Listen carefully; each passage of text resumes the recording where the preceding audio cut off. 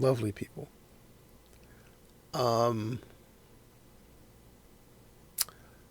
let's take a look at this model that I just finished building, and here it is. This is the originally Pyro 1937 Chevrolet two-door convertible coupe. And the idea here was, of course, that I'm always trying to improve other people's lives, whether with or without their permission. I want to show how this particular model could be built and painted without any kind of spray painting. The whole thing was done with brushes or with other tools. Let's take a look at one of the tools that I made. Let's see if this can actually be photographed in any way, shape, or form. Well, what does that look like to you? Liquid chrome? Does it look like liquid chrome? Yeah. Okay. Liquid chrome. We'll get a little bit closer, but that's hopeless. That's not going to work. Yeah. Okay. We'll back up here. Liquid chrome. This is basically just it's a felt tip marker. It's chrome paint in there in some way. Look at that. Anyway, this thing is made by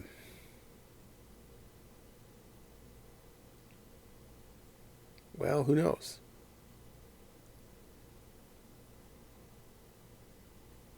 Not for children, it says. Well, if you can read it, I guess.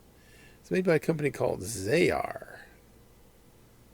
And they are making pretty good chrome pens. All right, fine. It's got a big point here. Large, what would you call it? Large point. And then it's got this little tiny needle point, which doesn't work. Okay, that's a fail. After the first couple of tries, it just solidified. Maybe I could pull it out of there, but I'm afraid to do that. I'm afraid to try to mess with it right now.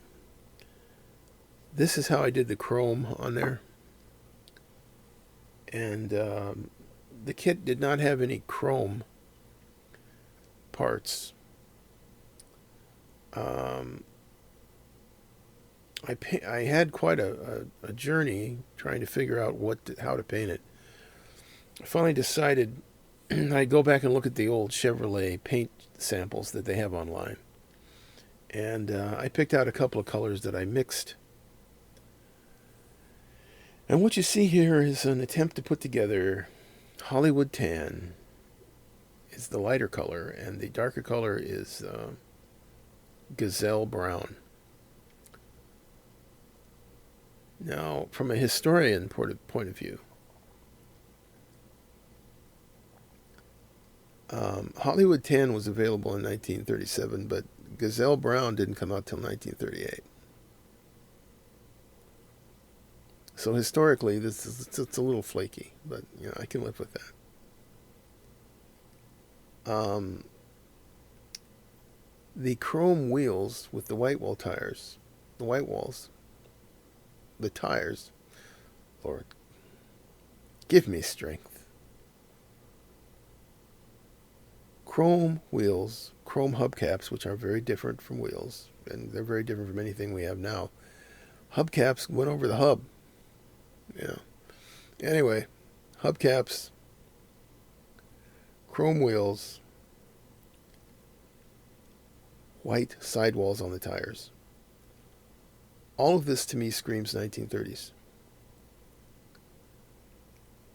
But I never would have believed that chrome wheels existed on this car. I wouldn't have believed that until I saw some home movies. I'm going to put a link in the description. Home movies on YouTube that showed a car like this, the same model. It was painted a very dark green, but all the colors were dark. It was a different time. And I guess Chevrolet just wanted dark colors. I don't know why. That Hollywood tan was the lightest color they had for a long time. Then they suddenly introduced something called Coronado Cream or something like that. I'm taking a guess, actually, at the name. But that was a very light beige color, but up until then it had been dark in Chevy land. And this very dark two-door Chevy convertible, looks like a 1937, is in this home movie, and I'm going to refer to it as the Don Ameche home movie.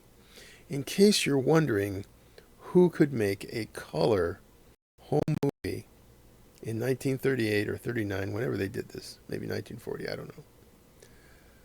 Who could make a color home movie? A home movie film was expensive. Nowadays we don't really understand that, but we don't see that many home movies because making a home movie was expensive, especially before World War II. Okay, let's just face it, they had to be rich people.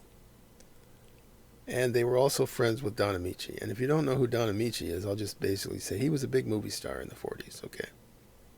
Yeah. And he is in this video. And it's kind of about Hollywood people and their friends out in Palm Beach, Palm Springs. I think you can understand why I made that mistake. Out in Palm Springs, before Palm Springs was Palm Springs, it was rugged. And it's a very interesting film. I recommend it highly. And I also need to tell you that at the 7-minute 57-second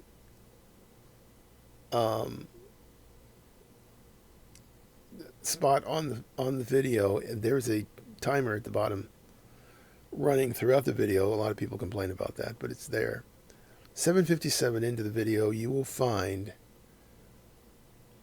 full color film of one of these Chevrolets with the top up driving by, and it's only there for a moment, but you can pause the video and you can see that it has chrome wheels. Now how, okay, so it's historically what? I don't know. I just needed to see that. I went to work on those wheels, which are one piece. The wheel and tire assembly is two halves, but it glues together, and the wheel, the hubcap, and the tire are all molded together in one piece. So, how did I paint that? Well, I didn't know how I was going to paint it when I started out. It's not like I know exactly how this is going to go. I just kind of had to feel my way through it. The first thing I did was begin with the basic premise that I'd probably want to paint the white first. White is very difficult to paint, but I have a white paint that works really well. And of course, it's no longer on the market. Look, that's just the story of my life. I mean, that's the way everything is going right now. I don't know why. The white paint I'm referring to is the old version of Army Painter white. Yeah, just that simple. It's the Army Painter white paint. The old one, not the new Fanatic version, but the old one. Army Painter has reformulated their paint to make it more acceptable to people, and I don't blame them because it was kind of bad in a lot of ways. I'm not saying all their paint was good. I'm saying that their white paint was the kind of white paint God uses. That's some good white paint. And I use it on those sidewalls. And basically, you can paint white paint. If you use the Army Painter white paint, you can paint it like regular paint. Just get in there with a brush and start painting. Okay, once I had that done, then I could take my, it's, you know, you're not masking anything. You're just slopping it up. I'm just putting the white paint everywhere. Give it a couple of coats of white paint, and you can brush it out. The thing about the Army Painter original white was that it dries slowly. You can brush over it and over it till you smooth it out nice and clean without any danger of tearing the underlying coat or reactivating it. It's a wonder. I bought 2 bottles. Yeah. So, How did I get the chrome on there? After I got the old white on there, the white, let it dry overnight.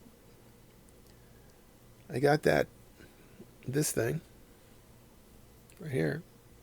It's the medium size end. I take this, Hail Caesar, I take this, and I took the tip of this thing and I went in there and I just went around in a circle. No, it sounds impossible. It worked like a charm. Look at him. Then I took some black paint, which I used the Golden So Flat. Took the black paint with a brush and just carefully painted the treads. It's important to understand that white sidewalls, once upon a time, were really supposed to kind of take the place of white tires. The whole tire was originally white, and everybody got used to the idea that tires were white. And then they started making them black, and everybody said, well, they look like hell. So the white sidewall was to diminish that. So the tread only was black. The tire on this model kit gives you, clearly shows where the tread is. So all you have to do is go in there, paint the tread black after you've painted the white sidewall and the chrome hubcap wheel and wheel. Okay, it's two things. But it's all molded together in one piece. You would think it would be almost impossible to paint. It wasn't. It was actually rather easy. You got to have the right tools and equipment. I don't know how else to say that. And maybe it just doesn't matter. Maybe most people just do not give a hoot. I don't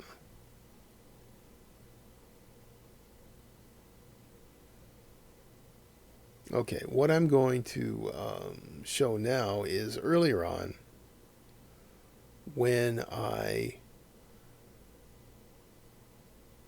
actually did the application of the Tamiya paint. The Tamiya paint was mixed. Okay, so they're custom colors. These colors were mixed originally from brown.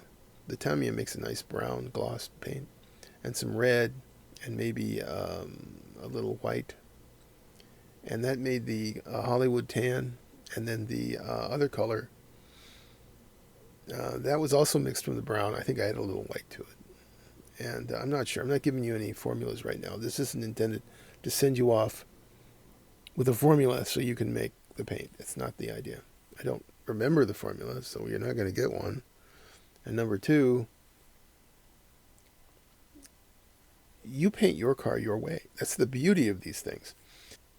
It came out pretty good, though, as a model. And it was surprisingly easy. I used some of my camouflage colors for the interior, if you're wondering.